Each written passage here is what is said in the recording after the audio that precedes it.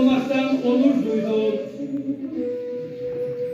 insanlığa, Türk edebiyatına, kültür ve sanat dünyamıza birbirinden eşsiz onlarca eser bırakan asrın ozanı, Veysel'imizin aramızdan ayrılışının 52. yılında saygı ve özlemle yad ediyorum.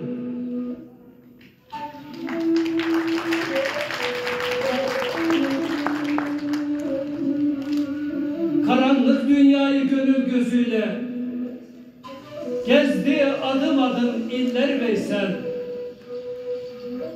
Bütün insanları aşkın özüyle sardı sinesine elleri Veysel.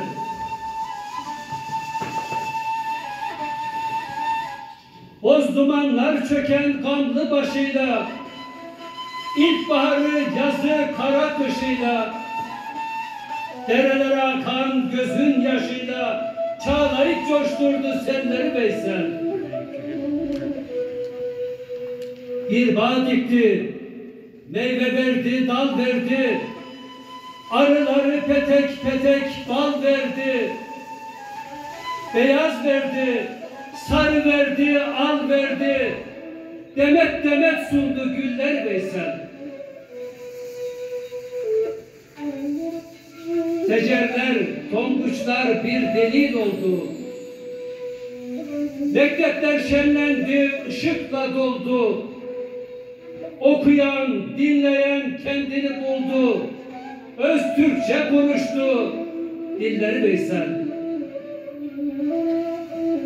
Çağdaş uygarlığın aydınlık yüzü, asırlara damga vurur her sözü.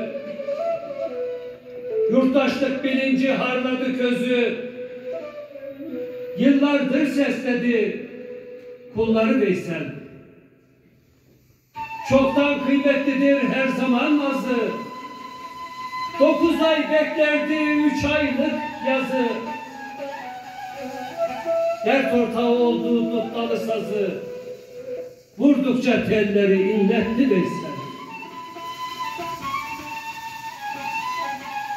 Soydemir kimsiler levh-i kalemi, ayrılmak içindir ayrılık demi.